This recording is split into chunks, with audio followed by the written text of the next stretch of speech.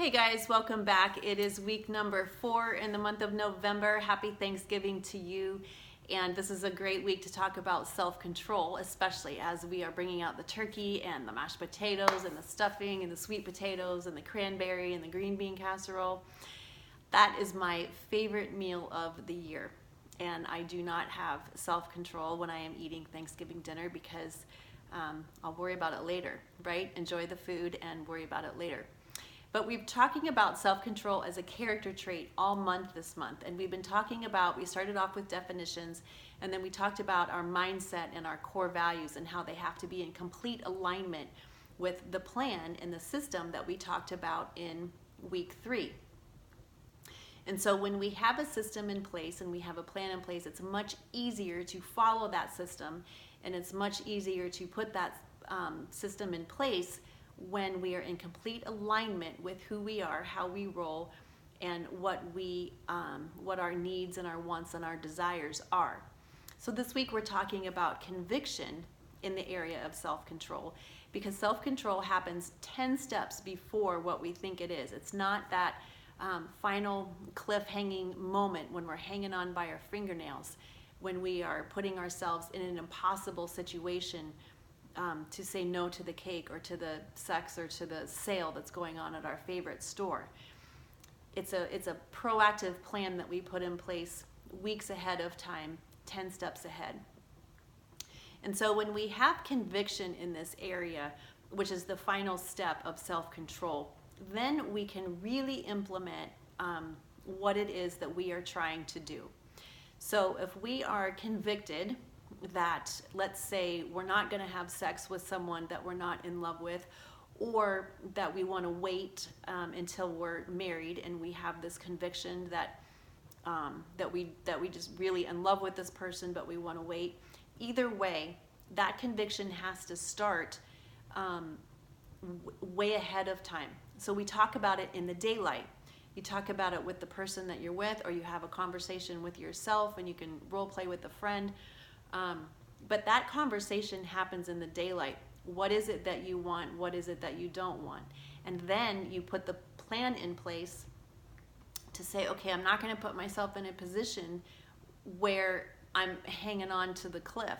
So maybe we're not alone together in a room with a closed door. Maybe we don't go to a certain parking spot, or maybe we don't spend the night at each other's house. Whatever that looks like, to not get yourself into that position where it's impossible to say no. Talk about that ahead of time, plan for it, so that way when things do get heated and you're in the heat of the moment, then you have each other to be accountable, and you can pull back and say, no, let's stay out here in the living room, or leave the door open, or whatever. When we put ourselves in this impossible situation, it's just not exhibiting a healthy balance of self-love and a healthy balance of self-care. We're torturing ourselves, honestly. So when it comes to food, don't bring the items in the house, or plan for meals ahead of time, plan ahead of time. And I'm not a nutritionist, but I know that we have heard from nutritionists all the time, plan your snacks, cook ahead of time. There's all kinds of meals on Pinterest. There's all kinds of things that we can do to put in place. I, for one, I'm not a fan of cooking. I don't have a huge repertoire of things that I can cook. It's not something that I enjoy. And so I have a lack of self-control when it comes to planning in advance, because it's just not, for me, food is like a necessary evil a lot of times, honestly. If I'm working and I get hungry, I'm annoyed that I have to stop, make myself some food, and eat it. And when I say that to my daughter, she's floored, because she is the exact opposite. As soon as she's finished with one meal, she's already planning the next. She gets this huge joy and complete fulfillment preparing and cooking and shopping for food and eating it with her friends. I wish I was like that, honestly, but I'm just not. So for me, food, is a necessary evil. So it's hard for me, because that's my mindset, that's my core value. If somebody else cooks it, I'm fine. But if I have to do it, then I'm fine. I'll just eat a bowl of cereal, I'll eat a bowl of guacamole, and I'm done. I'm completely satisfied. So it's hard for me to have conviction in the area of eating healthy, because then it means that I have to go against the grain. I have to do something that I don't want to do. I have to go shopping at the grocery store.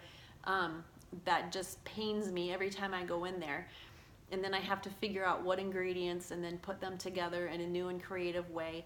That's just not me. That's not my DNA. It's not how I roll. It's not my core value. It's not my mindset. So I am constantly fighting against myself to eat healthy. I don't eat a lot of calories, but the ones that I do eat are not necessarily healthy all the time. So I have to really work on changing my mindset around this area in order to make a plan and then have conviction to follow the plan. So that's what we're really talking about now, is the conviction. Is once we understand who we are, once we know that there's a plan in place, there's all kinds of things on Instagram, that recipes and healthy ideas and all kinds of tricks of the trade. There's all kinds of things that we can do. So once we have the mindset, once we put the plan in place, now we have to have the conviction. Is this really what I want? Is this really what I'm gonna do? And if we're still struggling implementing it, then we got to go back. Maybe our mindset isn't what we think it is. Maybe our core value is different than what we think it is. And so we might have to go back and revisit that. So for me, if my core value, if my core value is ease, let's say, total ease when it comes to, I want things that are really simple, that I can make for dinner, that are healthy.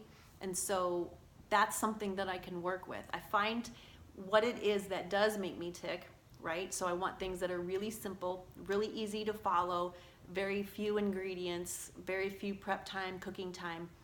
Then I'm much more likely to be convicted to follow through with the plan, because now I'm in alignment with who I am and how I roll as a person.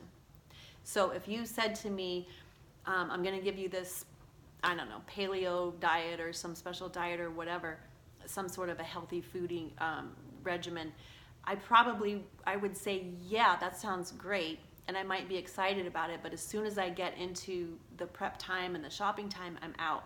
It's not gonna, even though the plan is great, it's just not gonna happen, because that's not who I am. So we gotta work with who we are. We gotta work with, find those ways. So I'm going to go off track here just for a second. I'm also a learner. So if you understand what your strengths are, you can look at the Strengths Finder.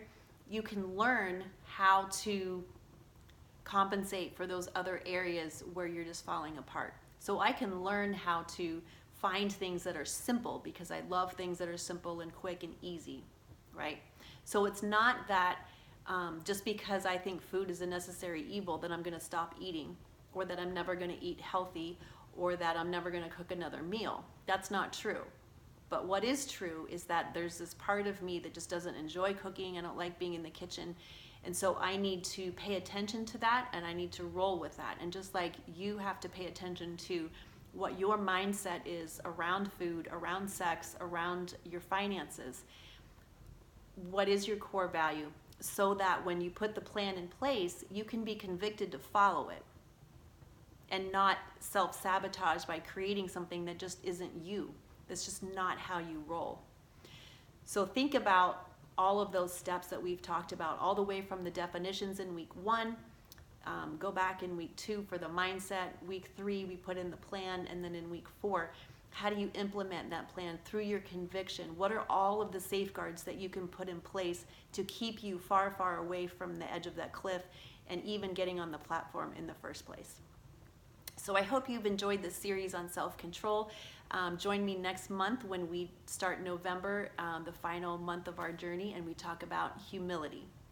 I'm looking forward to that. So take care, you guys, and I will see you next month.